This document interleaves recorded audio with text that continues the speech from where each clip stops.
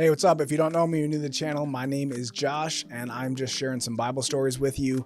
Today, the jersey I'm repping is Tony Gonzalez, the best tight end in the history of the game, no question.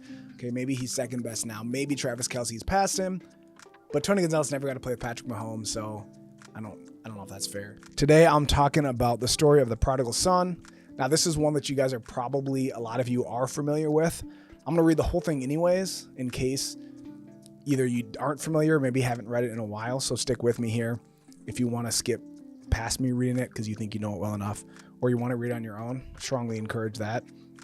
But it's found in Luke 15, verse 11 through 23. So I'm going to read it here. And like I said, if you want to read along or if you want to read it on your own, I think you know it well enough, you can skip ahead a little bit here. But here we go, verse 11. This is Jesus telling a parable. I want to make that clear too. If you don't know, Jesus told a lot of stories, parables. So yes, there is some stuff in the Bible that's Jesus telling stories. Didn't actually happen. Aren't real people. This is him telling a story to prove a point. So let's just make that clear. This isn't something that actually happened. It's a story Jesus is telling.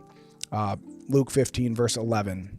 Then he said, a certain man had two sons, and the younger of them said to his father, give me the portion of goods that falls to me. So he divided to them his livelihood. Not too many days after, the younger son gathered all together, journeyed to a far country, and there wasted his possessions with prodigal living. But when he had spent all, there arose a severe famine in the land, and he began to be in want. Then he went and joined himself to a citizen of that country, and he sent him into the fields to feed swine. And he would have gladly filled his stomach with the pods that the swine ate, and no one gave him anything. But when he came to himself, he said, how many of my father's hired servants have bread enough to spare, and I perish with hunger? I will arise, go to my father, and I will say to him, Father, I have sinned against heaven and before you, and I am no longer worthy to be called your son. Make me like one of your hired servants. And he arose and came to his father. But when he was still a great way off, his father saw him and had compassion, and ran and fell on his neck and kissed him. And the son said to him, Father, I have sinned against heaven and in your sight, and I am no longer worthy to be called your son. But the father said to his servants, bring out the best robe and put it on him. Put a ring on his hand and sandals on his feet, and bring the fatted calf here and kill it. And let us eat and be merry, for this my son was dead and is alive again. He was lost and is found. And they began to be merry. Now his older son was in the field, and he came and drew near to the house. He heard music and dancing, so he called one of the servants and asked what these things meant.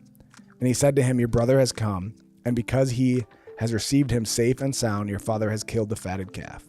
But he was angry and would not go in. Therefore his father came out and pleaded with him. So he answered and said to his father, lo, these many years I have been serving you. I never transgressed your commandment at any time, and yet you never gave me even a young goat, that I might be merry with my friends. But as soon as this son of yours, I love that, this son of yours, came, who has devoured your livelihood with harlots, you killed the fatted calf for him? And he said to him, son, you are always with me, and all that I have is yours. It was right that we should be merry and be glad, for your brother was dead and is alive again, and was lost and is found. This story is mostly known as the prodigal son. I think some Bibles might have the lost son as like the title, but most people know it as the prodigal son. But I think it would be more appropriately titled the loving father, because this story is not really about the son.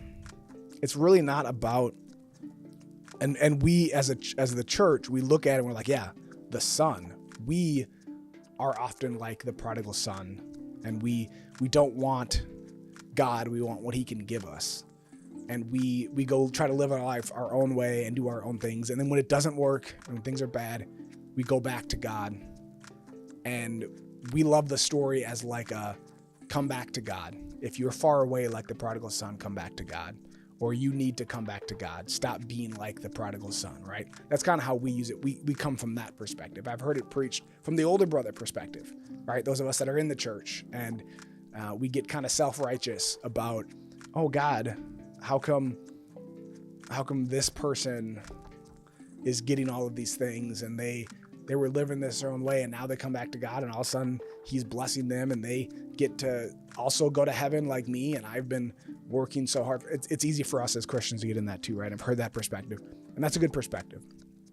But I really want you to read this story and hear this story about the Father. This story is really about the loving Father. This story, maybe better than any story in the Bible, gives us the picture, a beautiful picture of who God the Father is. So we know the Son was ungrateful and wanted nothing to do with the Father. Only what the Father could give him, right? That's all he was interested in. We know they tried to do things his own way, find happiness on his own, right? Try to find contentment on his own, try to find satisfaction on his own. I've talked about it in several videos. That doesn't work. We know that doesn't work. You can't live your life your own way, how you want to do it, and then just, like, the world does not have that satisfaction that you're looking for. Only your Creator can have that. But he couldn't find that happiness and fulfillment on his own. So when he came to himself, when he realized what was going on, he was like, even servants are better treated than this in my Father's house. He practiced his speech. He had it ready to go. He starts going home, and it says his father sees him while he was a long way off, which means his dad was out there looking for him, right? This wasn't 2025 where you could send a text, or where he had him on, Find My Phone or whatever. Like it says he was dead, and now he had no contact with him. He just assumed he was dead. He assumed he would never see him again, but he was still out there looking for him. That's why. That's the heart of the Father. That's God. He does not care what you are doing right now. He is looking for you, waiting for you, ready for you to come home. And when you do, he throws his arms around. He loves you.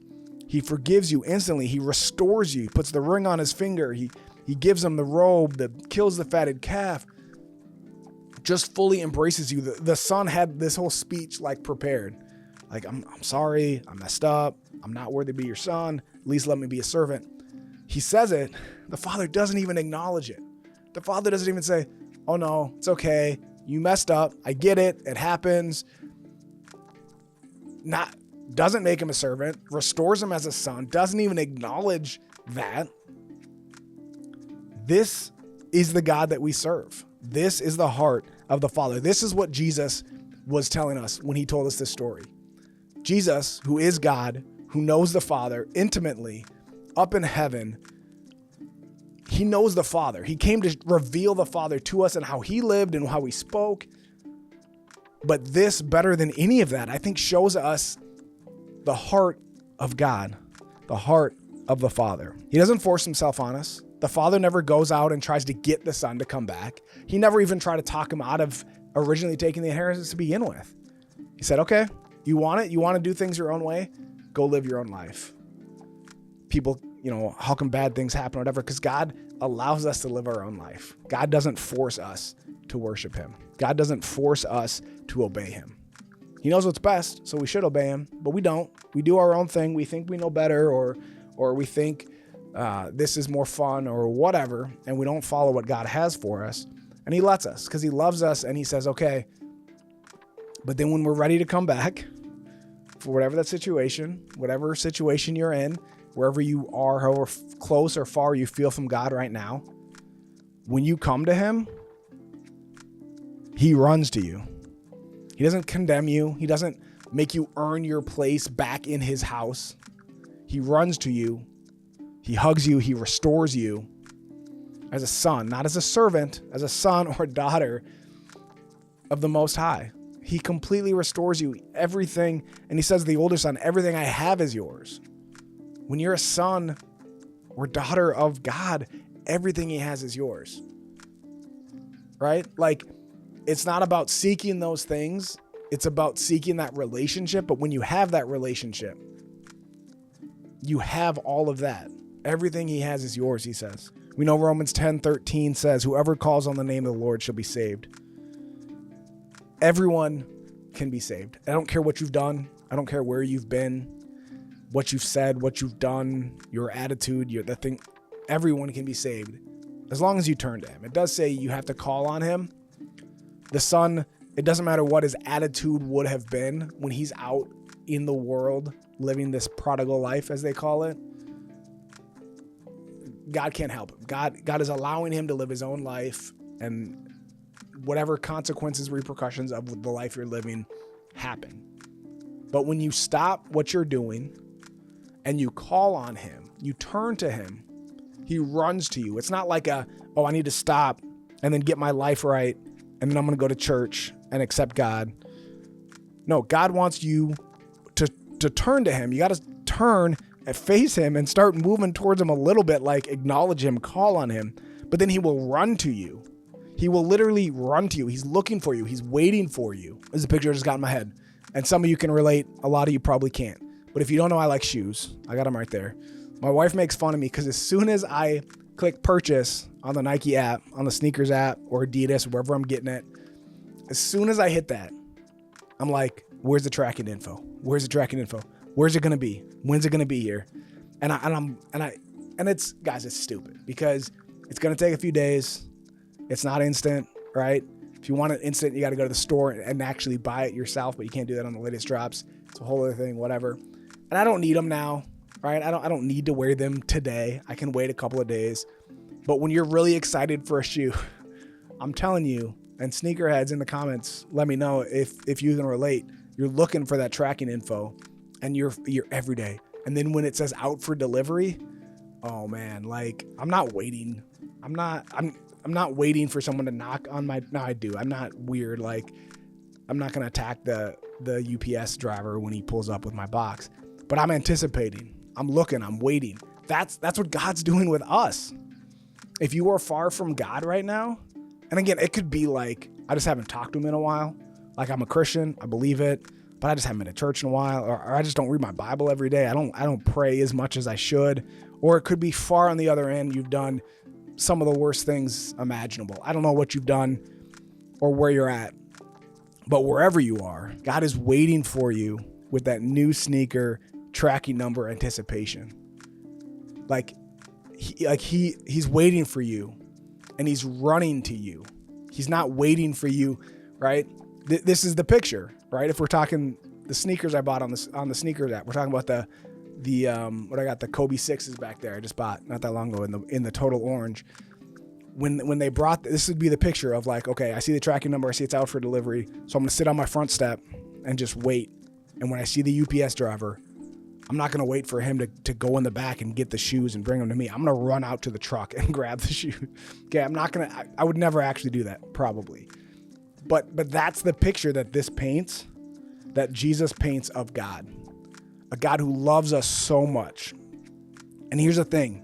This is not like the good son coming home. This is not like God loves us so much because we've done so much for him, right? This is not a picture of him welcoming a prominent pastor who's preached to millions of people and, a Billy Graham with crusades all around the world.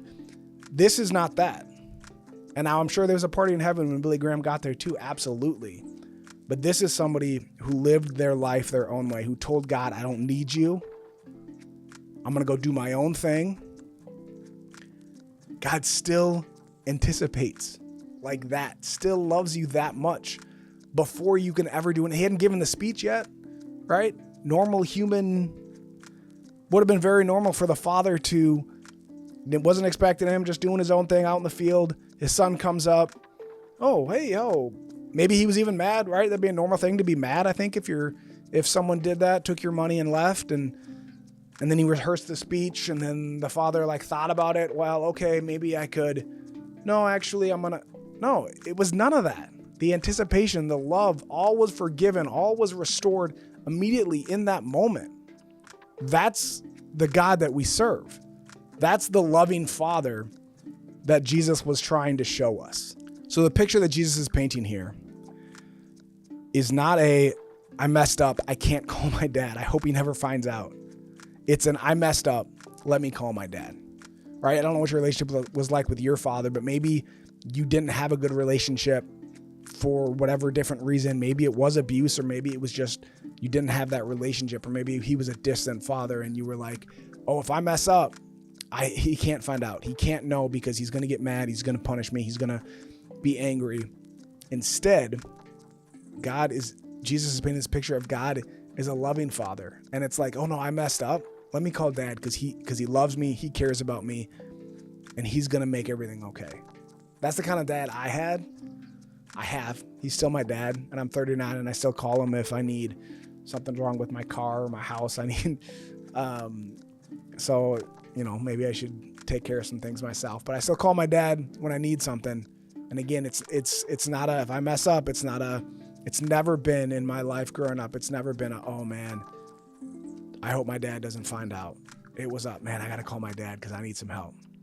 And that's the picture that Jesus is painting here with this story. And if your dad wasn't like that, and even if he was a great dad, maybe, we're humans, we're not perfect. But this picture that Jesus is painting is the loving Father who loves us and is waiting for you to run to him. So wherever you are in life right now, again, you might feel pretty close. You might feel real far away from God. It doesn't matter. Turn to him and he will run towards you. He will love you. He will forgive you. He will restore you. That's the loving Father. That's the God that we serve.